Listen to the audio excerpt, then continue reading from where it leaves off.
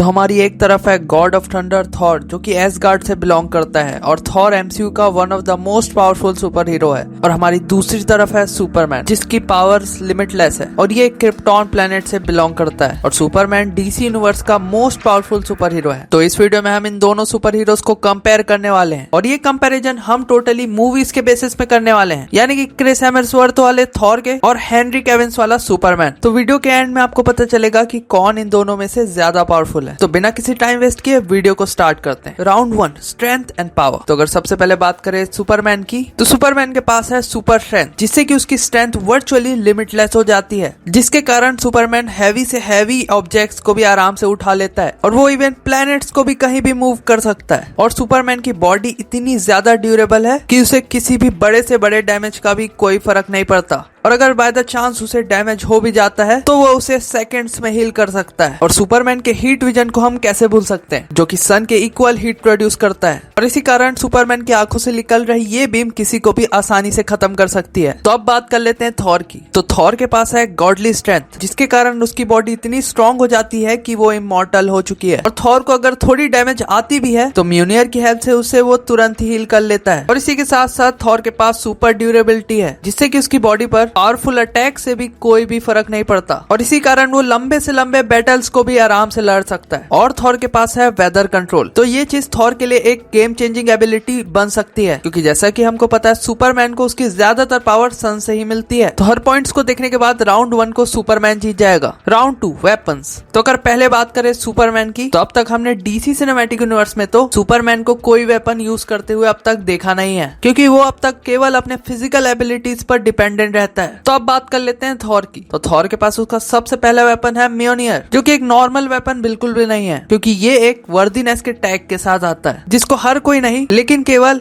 वर्दी human being उठा सकता है। और ये वेपन अपने आप ही फ्लाई भी कर सकता है और पावरफुल से पावरफुल थंडर अटैक्स भी निकाल सकता है। और इसकी सबसे अच्छी बात यह है कि थॉर इसे कहीं से भी अपने पास ले सकता है। तो अब बात करते हैं थॉर के दूसरे वेपन के बारे में, जो कि है स्टॉर्म ब्रेकर। स्टॉर्म ब्रेकर भी वो सभी पावर सकता है जो कि म्योनियर के पास है, लेकिन इस वेपन को कोई भी उठा सकता है, और इस वेपन के अटैक म्योनियर से भी ज्यादा पावरफुल है। और इस वेपन की हेल्प से थॉर बायफ्रॉस्ट खोल सकता है, जिसकी हेल्प से वो कहीं भी टेलीपोर्ट कर सकता है। तो इन सभी चीजों को देखते हुए थॉर इस राउंड को तो आराम से जीत जाएगा। Round 3, abilities. तो अगर सबसे पहले बात करें सुपरमैन की, तो सुपरमैन इनक्रेडिबल स्पीड से उड़ सकता है, और वो उतनी ही स्पीड से कहीं भी मूव भी कर सकता है, जैसे कि जस्टिस लीग में हमने उसे फ्लैश को पकड़ते हुए देखा था। और साथ ही साथ उसके पास है फ्रीजिंग ब्रेथ, जिससे कि वो एक फूंक मारकर किसी भी चीज को आराम से जमा सकता है, जैसा कि हमने जस्टिस लीग में देखा ही था। उसने कितनी आसानी से स्टेपनवुल्फ के वेपन को फूंक मार के ही डिस्ट्रॉय कर दिया था। तो एबिलिटीज के मामले में तो सुपरमैन बहुत ही ज्यादा पावरफुल है। तो अब बात करते हैं थॉर की। तो थॉर भी फ्लाई कर सकता है अपने म्योनियर की हेल्प से, और थॉर स्टॉर्म ब्रेकर की हेल्प से कहीं भी टेलीपोर्ट कर सकता है, जिससे कि थॉर को एक एक्स्ट्रा एडवांटेज जरूर मिलेगा। और थॉर बहुत ही पावरफुल एनर्जी ब्लास्ट भी कर सकता है, जिससे कि कोई भी ढेर हो सकता है। तो इन सभी पॉइंट्स को देखने के बाद इस राउंड को जीतेगा सुपरमैन। Round 4, weaknesses. तो पहले बात कर ले सुपरमैन की। तो सुपरमैन की सबसे पहली वीकनेस जो हर किसी को पता है वो है क्रिप्टोनाइट। तो क्रिप्टोनाइट के एक्सपोजर से सुपरमैन बहुत ही ज्यादा वीक हो जाता है, जैसे कि हमने बैटमैन वर्सेस सुपरमैन की फाइट में देखा ही था कि बैटमैन ने किस तरीके से क्रिप्टोनाइट का यूज करके सुपरमैन को आसानी से हरा दिया था। और सुपरमैन की एक और वीकनेस है रेड सन रेडिएशन। तो जैसे कि हमको पता है सुपरमैन को उसकी ज्यादातर power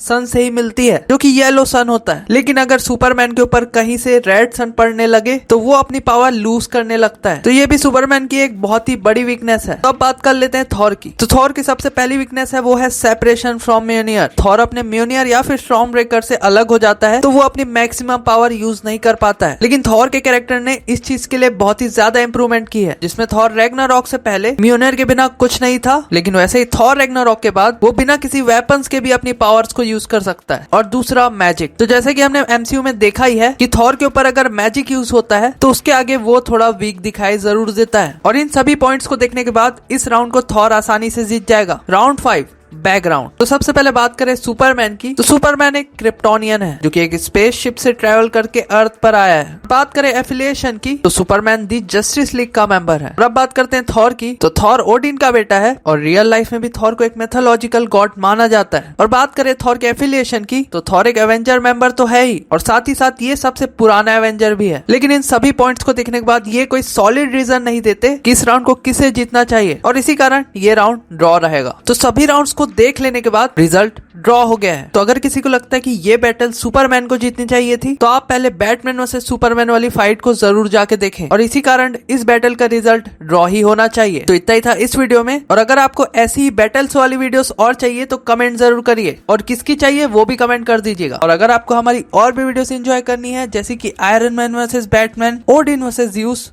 what if Avengers were dead, तो आप इन सभी कमाल की वीडियोस को एंजॉय कर सकते हैं। मैंने इनका लिंक डिस्क्रिप्शन में दे दिया है। तो वीडियो अच्छी लगी तो लाइक कर दो, चैनल को सब्सक्राइब करना मत भूलना, और साथ ही साथ बेल नोटिफिकेशन को भी ऑल पे कर लेना, ताकि ऐसी ही धमाकेदार वीडियोस आप तक रेगुलरली पहुंचती रहे। तो फिर मिलता हूं ऐसी ही धमाकेदार वीडियोस के साथ, तब तक के लिए गुड बाय।